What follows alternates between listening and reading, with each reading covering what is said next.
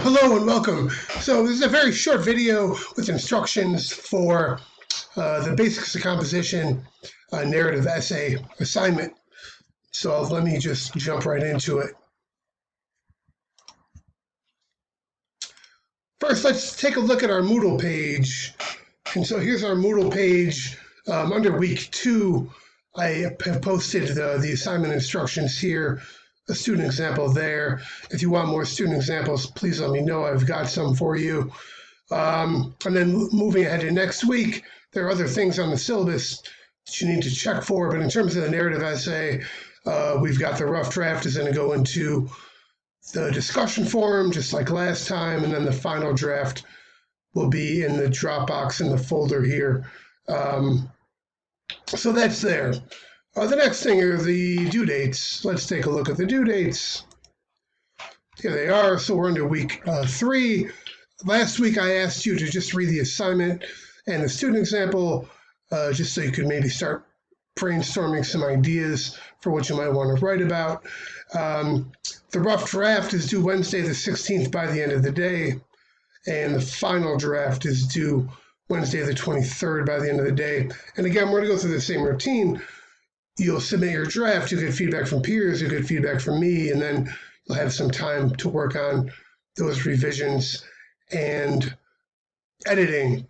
One thing I will say, as we move along through this semester, I'm going to kind of expect that you're going to get better at editing your own grammar, because as you've noticed in the past few classes, in the past week, we've had some modules from our online textbook that should help you with some of these sentence structure and grammar problems. None of you have really bad grammar problems, but there are a few things, really, the run-on sentences, the sentence fragments, the comma splices, and the punctuation, the commas, the semicolons, the colons. Capitalization is another thing. Those are the things I'm looking for you to kind of master in this course. So as things go along, with the help of the textbook, I kind of expect you to kind of be improving on those things. So that's that. Let's look at the assignment. This is on Moodle. So narrative. I'm sure you know what a narrative is. A narrative is to tell a story. Pretty simple. But the basic format, just like last time, first draft, at least 500 words. Final draft, at least 750 words. That's respectively 2 and 3 pages. About you're welcome to write as much as you want. I will read it and grade it and give you feedback on it. Basic MLA format. Once again, there are no citations for this paper, but you want to set up that page correctly. Double space, Times New Roman, 12-point font, correct heading in the upper left-hand corner, and page number in the upper right-hand corner, a title, all that good stuff. So a narrative tells a story. It's usually in chronological order, so on and so forth. And so 2 things about what I want you to do that I'll highlight. I'll let you read the whole document yourself. 1, I want you to pick the most specific event or experience you can think of and narrate it in as much detail as possible. So, it's only a 3-page paper. Your whole life story is way too much to talk about in a 2 to 3 page paper. Your whole experience in high school is way too much to talk about, in a 2 to 3 page paper.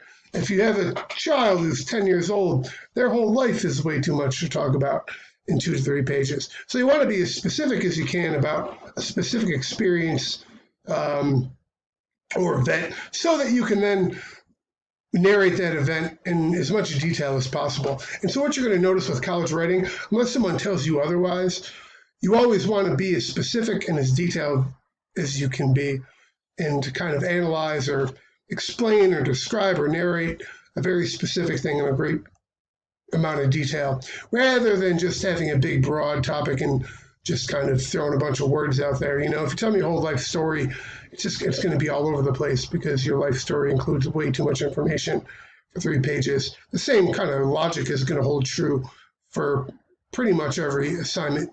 And if every writing assignment in college, not just this course, not just English, I think you'll find that holds true. Okay, second thing is, I'd like you to pick an event that's somehow meaningful to you. And you don't have to pick something heavy, something traumatic, or something negative. You can pick something positive. It can be lighthearted.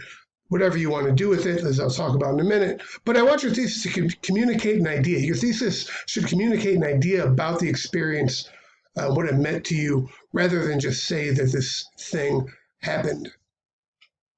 So those are the two things. Specific event, and your thesis should be communicating something, an idea about the event, not just saying that the event happened. Okay, and so in terms of what you will write about, what will you choose? You're totally free to choose what you want to choose.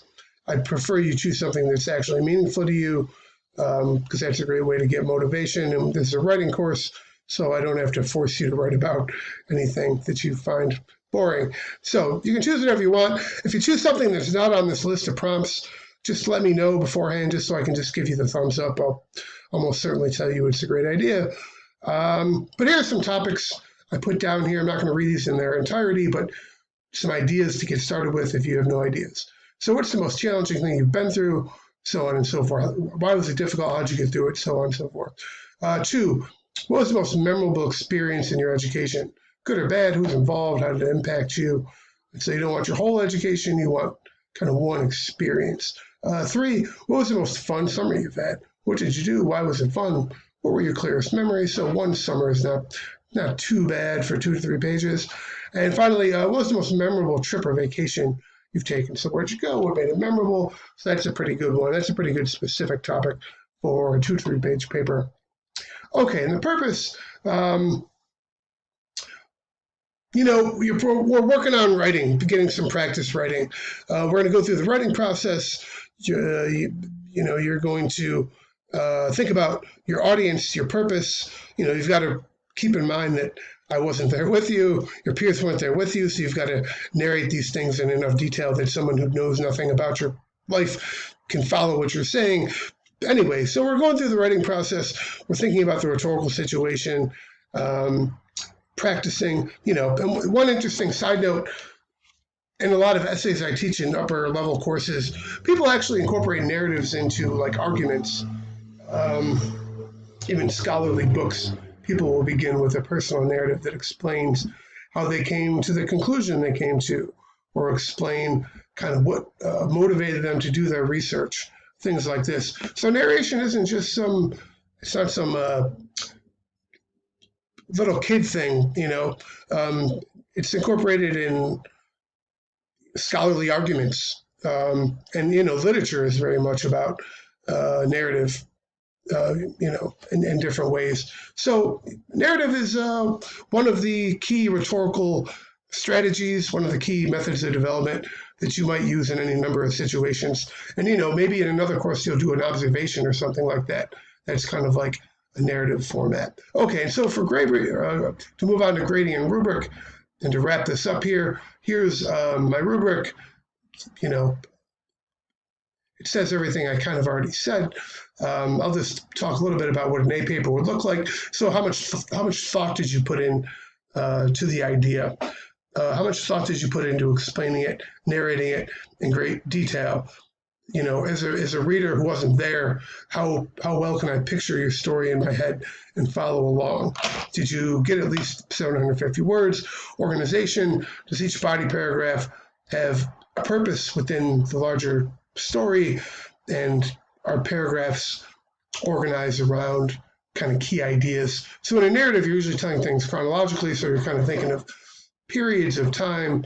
You might take a paragraph to describe a place or a person, then go back to your story, but whatever. The paragraphs kind of organized logically. And revision and proofreading, again, I expect to kind of see your proofreading improve as things go along, because you're getting these extra resources to help you improve your editing skills. So few, if any, grammar mistakes, sentence structure mistakes, mechanics or punctuation, capitalization, this kind of thing. So that's pretty much it. I'm going to leave it there. If you have any questions, please let me know. The assignment is posted in Moodle for you to read at your leisure. We will be in touch soon.